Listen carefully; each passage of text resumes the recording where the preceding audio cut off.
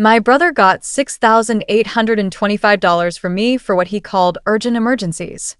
3 weeks down the line, there he was on Instagram looking like he'd hit the jackpot. Diane is my name. I'm 30 and nobody's fool. Or so I thought until that post showed up on my screen. There he sat, sprawled across some VIP section with his arm thrown over the sofa back.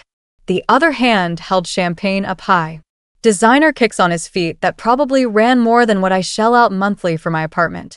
His caption went something like, "Gotta spoil yourself sometimes. Life doesn't last forever." Complete with that smug emoji and those little money bag symbols. I couldn't stop staring at my phone until my eyeballs felt like they were burning. Those emergency funds were meant for late rent payments, power bills, and doctor expenses. That's exactly what he told me. His voice had actually broken when we talked on the phone. The way he swore he was drowning had grabbed me right in the heart. Every penny from my emergency stash went straight to him. No response came from me that night, not to his post or his texts. Eventually, he sent me this message. "Relax. You'll survive." Zero apology. Zero explanation. Just those words. I didn't write back. Something shifted inside me right then. My decision was to play along, let him assume he'd fooled me again, like he always had. The gullible older sister routine would continue, or so he'd think. Silent mode went on my phone before I crashed for the night. 47 missed calls greeted me the next morning. Since that day, every morning looks identical. Red notification that's everywhere, voicemail bubbles piling up, panicked messages flooding in. Still haven't returned a single call to him. Before I get into what went down when I finally showed up at his place and what I did after leaving, I want to hear from you folks in the comments. What time is it where you're at, and where are you watching this from? Really curious to see how far this whole story about family drama, money problems, and backstabbing actually spreads. 3 weeks before the Instagram showing off and those 47 calls, Thursday night had me sorting clean clothes on my sofa when my cell rang. His name wasn't anything special on my screen at that point in the story. Just my brother, the person I'd defended my entire life. Almost sent the call to voicemail, actually. We hadn't been talking much lately, because every chat turned into him wanting something, but my instincts told me to answer. "Hey," I said, phone wedged between my shoulder and ear. "You okay?" His usual confident voice was gone. What came through instead was this shattered, trembling whisper. "Diane, I'm in deep trouble. Need your help. Please don't hang up on me." My stomach dropped instantly. "What's going on?" I asked him. Traffic noise came through, then a door slam, then nothing. His breath came out ragged. "I'm behind on everything. Rent, utilities, some medical stuff. They're gonna shut my power off. My landlord's threatening to change my locks. Been trying to catch up, but I can't. I just need someone to throw me a lifeline. Please." Every single word hit exactly where I was vulnerable. The part that remembered him as this scrawny little kid hiding behind me on day one of school. The part that had spent years stepping between him and our parents' anger, so he'd be safe. "How much are you behind?" I asked while already opening my banking app. "A lot," he said, then stopped like he didn't want to say the number. $6,825. I know it's crazy. I know. But if I don't pay, I'm finished. $6,825. That represented my entire emergency fund. Not just some random savings, but my actual safety cushion. 3 months of apartment rent. The buffer between me and total panic. "That's all my savings," I whispered. He jumped right in. "I'll pay you back. I swear on everything. Got extra shifts lined up and there's a bonus coming. Just spot me this one time. You know I wouldn't ask if it wasn't literally life or death." Life or death. He left those words hanging there, heavy and calculated. Though I didn't recognize the manipulation yet. I heard him sniffle like tears were coming. "I'm so ashamed I let it get this bad," he added, voice cracking just enough to seem genuine. "You're the only person I trust." That sentence cut straight through my logic. The only person I trust. I bit my lip, staring at the number on my screen like it might magically multiply. "You'll really pay me back?" I asked. "Every cent. Every penny, he promised. I'll start next month. You know I've always come through for you. Thing is, I knew he hadn't always come through for me. There were the forgotten small IOUs, the I'll get you back later dinners, the my card isn't working emergencies. Little warning signs I'd folded into excuses, because that's what family does, right? You cover for them. You justify their actions. You tell yourself it's different this time. I took a deep breath and hit transfer. My account balance dropped to a sickeningly low number. It's done, I said. You have it. He let out this shaky, relieved laugh. You're a lifesaver. I swear I won't forget this. You just saved me from losing everything. Right then, I chose to believe him. I wanted to believe my sacrifice actually meant something, that I was pulling my brother back from the edge. Zero clue that I was just funding a completely different kind of disaster. Tell me honestly, if your own blood called you, swore it was life or death, and asked for your entire savings, would you say no? Stay tuned, because the way I found out the truth still makes my stomach turn. 1 week passed after I sent that money. On the surface, everything stayed normal. Work continued. I still meal prepped cheap lunches to make my new broke reality work, still checked my account 3 times daily, and cringed at the balance. My brother sent a couple texts. Thank you again. I'll start paying you back soon. You seriously saved me. Zero proof of any actual struggle, just words. The old version of me would have taken that as good news. The version you're listening to now hears them as rehearsed scripts. The crack appeared on a lazy Sunday afternoon. Instagram scrolling, half bored, half distracted, when his username popped up on my feed. For a second, I almost scrolled past. Then my brain processed the picture. He was standing in front of some high-end sneaker store mirror, one foot propped up to showcase fresh designer shoes. The logo practically screaming at me from the screen. His caption read, "Emergency solved. Had to bless myself for surviving." Winking emoji, fire emoji. My thumb froze above the screen. That couldn't be right. I clicked to his profile. Next photo showed champagne glasses clinking in a boomerang loop at some dimly lit lounge. Bills paid. Vibe restored. The text overlay claimed. Another picture had a takeout bag from this trendy, expensive restaurant downtown. Stress eating. Don't judge, he'd written. Every single picture showed him carefree, relaxed, pleased with himself. My chest got tight, and my vision tunneled. Every image felt like getting slapped in the face. I remembered his voice whispering about medical bills and shut-off notices while he stood somewhere noisy, probably on the same street where he now posed in designer shoes. Denial hit first. Maybe these were old photos. Maybe he was just posting late. So I checked the timestamps. 3 days ago. Yesterday. 1 hour ago. I clicked his story. There he was again in the same sneakers, laughing with people I'd never seen. A bottle of liquor on the table that cost more than my weekly grocery run. My heart pounded so hard my hands started shaking. Are you kidding me? I whispered into my empty apartment. Every part of me wanted to comment something brutal under the post, to call him out publicly, to scream, "Emergency bills, huh?" But something stopped me. Instead, I took screenshots. All of them. The new shoes, the champagne, the caption about blessing himself. The receipts, literally and figuratively. That's when I called Angela. "Hey, what's up?" She answered cheerfully. "You busy?" I asked, my voice coming out tighter than intended. "I need you to come over. It's about my brother." There was a pause, then her tone shifted. "I'll be there in 20 minutes. When she arrived, I shoved my phone into her hand before she even sat down.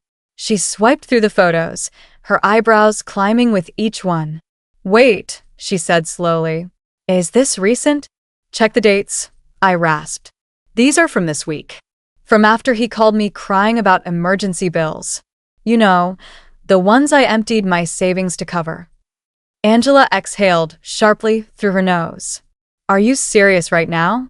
He took your last $7,000, and he's out here cosplaying a rapper." I paced across the room, words tumbling out. Was I stupid? Did I miss some huge sign? Am I just the biggest idiot on earth?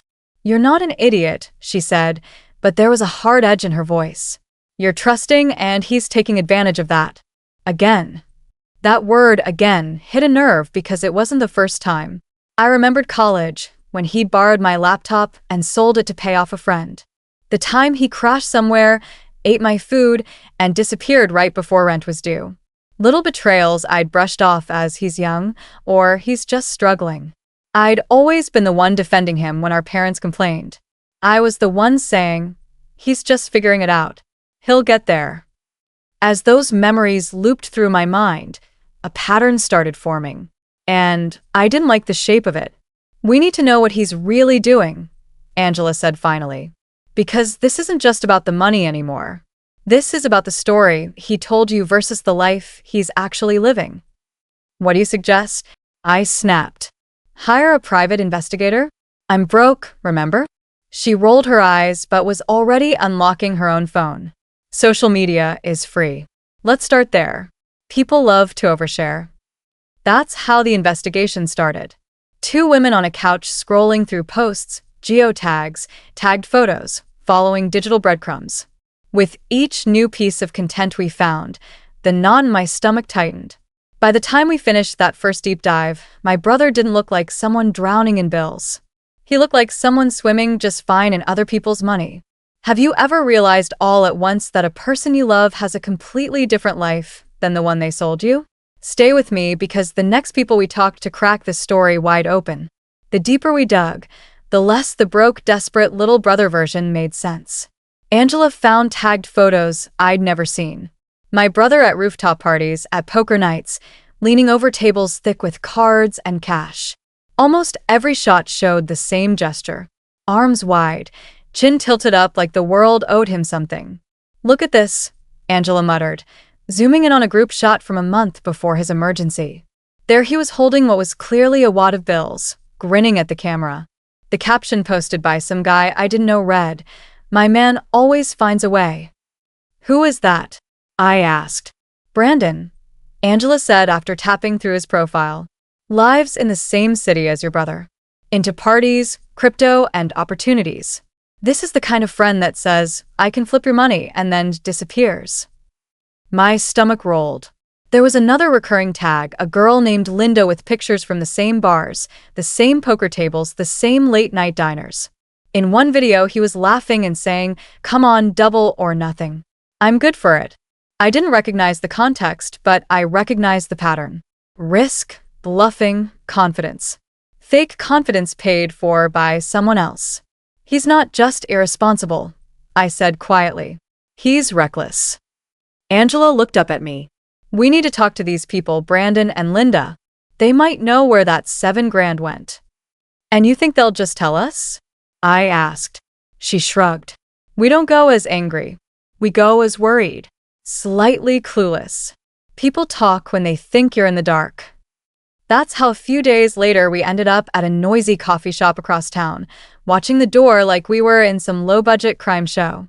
Brandon arrived first. Tall, confident, with that careless swagger I've grown to hate in men who never fully pay for their mistakes. Linda came right after, glancing around like she didn't want to be seen. They both greeted Angela first. She'd messaged them saying I was worried something was wrong and needed to understand what my brother had gotten into. Thanks for meeting us, I said, clasping my hands together so they wouldn't shake. I just feel like I don't know what's really going on with him anymore. Brandon leaned back in his chair, sizing me up. He said things were rough, he said, but didn't go into detail. Rough, I repeated. He told me he was about to lose his place, that he couldn't pay his bills, that it was life or death. Linda's eyes flickered. That tiny movement told me more than her words would. Look, she said, stirring her drink even though she hadn't put anything in it. He's had ups and downs. Who hasn't? Brandon cut in quickly. He hustles. It's not like he's just freeloading. Been working, doing side gigs, making moves. What kind of moves? Angela asked lightly, like she was just making conversation. Crypto, poker, whatever people call fun now. Brandon smiled tightly. You know, opportunities. Nothing illegal, if that's what you're asking. I pulled on my phone and turned the screen so they could see the screenshots. The designer sneakers, the champagne, the captions. These were all taken after he told me he was drowning, I said. After I sent him $6,825. All of my savings. Does this look like someone paying off debts? Linda's face went pale. Brandon's jaw tightened. I'm not going to pretend I know what he did with your money, Brandon said finally. But I know he's been playing big lately. Higher stakes, talking about turning everything around in one big win.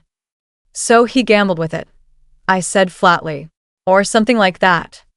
Linda finally stopped stirring her drink. It's not just gambling, she said quietly. He hangs out with some guys who spot him at games or front him cash, and then he owes them. They aren't the forgiving kind. He started treating every dollar like it wasn't real. Something dark twisted in my chest. My brother hadn't just lied. He'd dragged me into whatever mess he was building. That emergency could easily become mine. Angela glanced at me, then asked, has he talked about being behind on rent on actual bills? Or is that just the story he gives his family? Brandon looked away. He mentioned needing to show his sister that he was serious about changing. Said he just needed one last push to get ahead. The words rang in my ears. One last push. My savings. My future. So, I was his last push, I said. His big cash infusion. Brandon didn't answer, which was answer enough. Linda reached out almost like she wanted to touch my hand, then thought better of it. For what it's worth, she said, he talks about you like you're a saint. Says you've always had his back. Says you see the best in him. My throat burned. Yeah, I said hoarsely. Maybe that was the problem. We left the coffee shop with more questions than answers, but one thing was crystal clear. The story my brother had told me about bills and emergencies was at best half true. At worst, it was a full-on con. As we walked back to the car, Angela said quietly, you know he's going to keep doing this as long as there are no consequences, right? I stared at my reflection in the car window. Tired eyes, jaw clenched, phone clutched in my fist like a weapon. For the first time, I realized I wasn't just hurt. I was angry. And anger has a way of sharpening into something much colder. Then maybe, I said slowly, it's time he finally experiences some consequences. If someone you loved kept riding you into their mess, at what point would you stop cleaning it up and start letting them fall? By the time I texted my brother asking if I could come over just to talk, my anger had cooled into something almost surgical. I wasn't going there to scream. I was going there to watch him lie to my face with all the receipts in my pocket. His apartment was smaller than I imagined, cluttered with expensive things that didn't match the peeling paint on the walls. A huge TV, 2 gaming consoles, a designer jacket tossed over the couch like it wasn't worth half of what I'd given him. He opened the door with a smile that didn't reach his eyes. Hey, stranger, he said, pulling me into a quick hug that I didn't fully return. Come in. You want a drink? No, I said, stepping past him. We need to talk. His smile faltered. Okay, about what? I sat down on the couch, my heart hammering against my ribs, but my voice came out calm and clear. About the $6,825, about your emergency bills, and about these. I pulled out my phone and brought up the screenshots one by one, sliding it across the table toward him. He looked down, and his jaw clenched for a fraction of a second before he forced a laugh. You're mad about Instagram? He scoffed. Seriously, Diane, it's just flexing. Everyone does it. Flexing. I repeated. You told me you were behind on rent, utilities, medical bills. You cried on the phone. You said it was life or death. Then you bought sneakers that cost more than my car payment and popped bottles like you're in a music video. He rolled his eyes. Calm down. You're so dramatic. I paid some stuff. I just also wanted to enjoy life a little. It's not like it was your last dollar. It was my last dollar, I said, my voice low. That money was my safety net, my emergency fund. I emptied it because I thought you were in danger of losing everything, and you told me you'd pay me back. I will, he snapped, suddenly defensive. You know how it is. Money's tight, but I'll get it to you. You act like I robbed you at gunpoint. You lied to me, I said. You turned my concern into your casino. You told your friends you just needed one last push. That push was my future. Do you get that? For a moment, Something like guilt flickered across his face. Then he leaned back and smirked. Look, you're fine. You've always had your life together. Savings, plans, whatever. You'll survive. I needed it more. There it was. The sentence that would echo in my head later, right before that Instagram text. You'll survive. Something inside me snapped. Not loudly, not dramatically. It was more like the quiet, clean sound of a thread breaking. You think that's how this works? I asked slowly. You just decide you need my money more than I do, make up an emergency, and I should just what? Be grateful I get to be your personal bailout. He shrugged as if it was obvious. That's what family is for. Angela, sitting in the corner of the room pretending to scroll her phone, finally looked up. Family is for honesty, she said. Not manipulation. He shot her a glare. This is between me and my sister. She's here because I needed someone to make sure I didn't fall for your act again, I said. I talked to Brandon and Linda. I saw the poker videos, the parties, the caption about always finding a way. Was I your way this time? His bravado started to crack. You had no right to go behind my back, he said, his voice rising. You're invading my privacy. Your privacy? I repeated, incredulous. You posted half of this publicly. The rest you bragged about to people who don't owe you a single thing. But me, the one who emptied her account, I get lies. He stood up, pacing. You don't get it, he snapped. I'm under a lot of pressure. I'm trying to get ahead. Sometimes you have to spend money to make money. You wouldn't understand. You've always played it safe. That line again. I wouldn't understand, as if responsibility was some kind of moral flaw. So, what's your plan? I asked. Run up debts, borrow, gamble. And if it goes wrong, call me crying again? How many times do I have to pay for your lessons? You don't have to do anything, he shot back. You chose to help. I didn't force you. The worst part was, technically he was right. He hadn't forced me. He just orchestrated the entire situation so that saying no would have felt like abandoning him. That's the twisted genius of manipulation. You're always the one who flips the switch. You just don't realize someone else installed all the wiring. Okay, I said quietly, standing up. You're right about one thing. I chose to help you, and I'm choosing something else now. Suspicion flickered in his eyes. What's that supposed to mean? It means from this moment on, I treat that money like a debt, not a favor, I said. I'm giving you 31 days to pay back at least half. After that, I start making sure everyone you owed the truth to actually has it. Your landlord, mom and dad, the people who think you're just having a tough time, your boss. And if I have to, I'll take you to small claims court. Every screenshot, every text, every transfer is already backed up. His face went white. You wouldn't do that, he said. You're not like that. You're right again, I said. I wasn't like that. But I'm done being your safety net. If you want to play big, you can pay big. He stepped closer, anger flaring. You're going to ruin my life over some shoes and a few drinks. No, I said. I'm going to stop you from ruining mine. The room went silent. Finally, he scoffed, trying to cling to his old power. Relax, he muttered. You'll survive. I watched him say it this time. Watched the careless shrug, the dismissive little half smile. I memorized it because it was the moment my hurt hardened into resolve. Yeah, I said, heading for the door. I will. The question is, will you? As I stepped into the hallway, my phone buzzed. It was a message from him. You're overreacting. You'd never actually do anything. I didn't respond. I just let him think he'd won. What would you do if your own brother looked you in the face and treated your entire life savings like a minor inconvenience? I didn't talk to my brother for 4 days after that confrontation. Not a text, not a call, not a like on social media.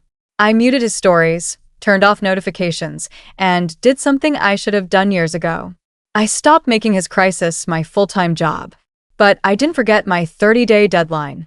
While he went on posting as if nothing had happened, a new watch here, another night out there, I got to work. Step 1 was brutal, but necessary. I told our parents the truth. For years, I'd edited the story for them. He's trying, I'd say. He'd just as bad luck. This time, I printed the bank transfer, the screenshots of his emergency, and the pictures from his Instagram flex. I laid them on the kitchen table like evidence in a trial. My mom's hand flew to her mouth. My dad's face hardened in that way that used to scare us when we were kids. He told us he was barely scraping by, my mom whispered. He said he was eating ramen every night. Maybe he is, I said, on the nights he's not eating at places I can't afford. My dad studied the images for a long time, then looked up at me. And you gave him all your savings? He asked. Every cent. I said yes, I replied, because I thought if I didn't, he'd be out on the street. Silence stretched between us. Finally, my dad said, "You know this isn't really about the money." I know, I said quietly. It's about the fact that he keeps writing the same story and expecting us to play the same roles. What do you want to do? My mom asked, eyes shining with tears. It hit me then. They'd been manipulated too, just in different ways. I'm not bailing him out anymore, I said. And I'm not covering for him. If he asks you for money, I want you to ask to see his bills, his pay stubs, his bank statements. And if he claims I'm being unfair, I want you to know exactly why I'm drawing a line. He's going to say we're turning against him, my mom murmured. He already does, I said. But at some point, loving someone means you stop cushioning them from their own impact. Step 2 was more strategic. I pulled my credit report and froze it. If my brother decided to get creative with my information, and given the direction his choices were headed, I wasn't ruling anything out. I wanted that door locked. I updated passwords, added two-factor authentication to everything, and put alerts on my accounts. It felt paranoid and empowering all at once. Step 3 was the one that crossed the line, at least in his mind. I emailed his landlord, not to ruin his life, but to verify whether there had ever been an emergency at all. Y bruta. My name is Diane. I'm his sister. He told me a few weeks ago that he was months behind on rent and at risk of eviction. I helped him financially based on that representation. I'm trying to understand if that emergency was real. I don't need details, but can you confirm if his account was in serious arrears? The reply came the next day. Hi Diane, without going into specifics, I can say there has been no formal eviction process initiated and his balance is currently up to date. Best regards. Up to date. So whatever my brother had done with my money, it hadn't been to catch up on rent at the last second. I added that email to my growing folder of proof. Step 4 was my favorite. Small claims court research. I spent a Saturday morning reading articles, downloading forms, and learning phrases like breach of verbal contract and unjust enrichment. $6,825 is not pocket change. Technically, in most places, it's absolutely within the limit you can sue for without a lawyer. I didn't know yet if I'd go that far, but just knowing I could was a strange comfort. That's when the 47 missed calls a morning started. At first, it was just a couple of texts. Hey, can we talk? I think we both said things we didn't mean. I ignored them. Then it escalated. Why are you talking to Brandon? He told me you interrogated him. Did you seriously talk to my landlord? What is wrong with you? Each time my phone buzzed, I put it face down and went back to whatever I was doing. Work, dishes, breathing. On day 11, at 3:15 in the morning, my ringtone shattered the silence of my dark bedroom. I squinted at the screen. Him again. I let it ring out. 32 seconds later, it rang again. And again. And again. My phone lit up with his name over and over like some kind of alarm. I flipped it to Do Not Disturb and went back to sleep. In the morning, I woke up to 47 missed calls and 13 voicemails. My heart pounded as I pressed play on the first message. Diane, come on. Pick up. This is childish. Delete. Are you seriously icing me out because I bought some shoes? You said I could pay you back over time. Delete. Okay. Wow. So now Mom and Dad are on my case. You had to drag them into it. You know how they get. Delete. You emailed my landlord. Are you trying to get me kicked out? You're sick. Delete. The voicemail started out self-righteous and indignant, then slid into panicked. They're cutting me off, he said in one. Mom said she won't give me another cent. She told me to talk to Diane. What did you tell them? In another, these guys I owe aren't playing. I need time, and you just blew everything up. And then finally, the one that made my chest ache despite everything he'd done. I know I screwed up, okay? He said, voice breaking. I shouldn't have lied. I just didn't know how else to get what I needed. You've always saved me, and now you're acting like you don't even care if something happens to me. I paused that one halfway through, thumb hovering over the delete button. Did I care? Of course I did. That was the cruel core of all of this. Loving someone doesn't make them safe to trust. It just makes the betrayal sharper. But caring about someone and continuing to let them burn you are two very different things. I saved that voicemail and closed the app. Day 29 came. Still no money, no payment plan, just more calls, more messages, more attempts to guilt me out of my boundaries. So I sent one text, just one. You have 50 hours to transfer at least half of what you owe, I wrote. If not, I move forward with my options. No more discussions. I'm done being your backup plan. His response was instant. You're not serious. I didn't answer. The next afternoon, a partial payment hit my account. $1,050. No explanation, no apology, just a transaction. For the first time since this started, I smiled. It wasn't nearly enough, but it was proof of something important. He could pay when he was scared enough. Fear, I realized, was the only thing he respected more than easy money. Would you push a family member this far just to make them finally respect your boundaries and your bank account? The $1,050 he sent wasn't a turning point. It was a delay tactic. 3 days later, he was back on Instagram, still out, still vibing, just without the obvious flex pieces. Like I'd scare him into hiding the evidence, not changing the behavior. Comments had shifted from praise to concern. You good? Heard some stuff. And I realized I wasn't the only one who saw cracks forming. So on day 31, I filed the small claims paperwork. Plaintiff, Diane, last name. Defendant, Keith, last name. Seeing our names facing off like that hurt. But I attached everything. The transfer, the text calling it a loan, his promises to repay, the partial payment that proved he knew it was a debt. When he got served, the calls exploded. You sued me, he yelled in one voicemail. You actually dragged your own brother to court. In the next, anger gave way to fear. If this hits my record, I'm done. No apartments, no loans. Do you want me homeless? Even in panic, he still tried to make this my cruelty instead of his consequence. While we waited for the court date, his life shrank. Our parents stopped sending money, like we'd agreed. His landlord stopped letting late payments slide now that he knew there was someone paying attention. Brandon and Linda backed off. When your name is attached to court notices and angry collectors, you stop being the fun friend and start being bad news.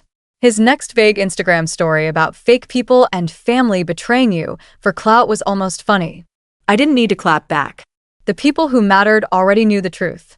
The night before the hearing, he showed up at my door looking wrecked. Hoodie up, dark circles, all that swagger stripped away. We need to talk, he said. I kept him in the doorway. Boundaries, literally. You have 6 minutes, I told him. He pulled out a crumpled bank slip. I scraped together $3,200, he said. If I give you this now and set up payments for the rest, will you drop the case? If this sticks, I'm screwed. For once, there was no smirk. Just a guy who finally understood that I wasn't bluffing. Why now? I asked. Because you're scared or because you get what you did? He let out a humorless laugh. Both. I kept telling myself you'd chill out, that you'd never go this far. Then I watched everything fall apart. Mom and Dad cutting me off, people avoiding me, landlord on my neck. And I realized this is the first time you didn't fold. Twisted as it was, that was the closest thing to respect he'd given me in years. Here's how this goes, I said. We still show up tomorrow. I tell the judge we've reached a payment agreement and ask to dismiss, without prejudice. You hand me the $3,200 now, and we sign a notarized plan for the rest. You miss one payment without a real emergency, and I refile. No warnings, no speeches. His eyes filled with tears. You'd really give me another chance? No, I said. I'm giving myself a clean conscience, not you a free pass. The next day, we stood side by side in court while he signed the agreement. When the judge asked if I was satisfied, I said yes. Not because it made us square, but because it meant I'd finally chosen myself over family guilt. Months later, the payments aren't perfect, but they arrive. Sometimes it's a couple hundred. Sometimes it's $55 with a note. I know it's not much, but I'm trying.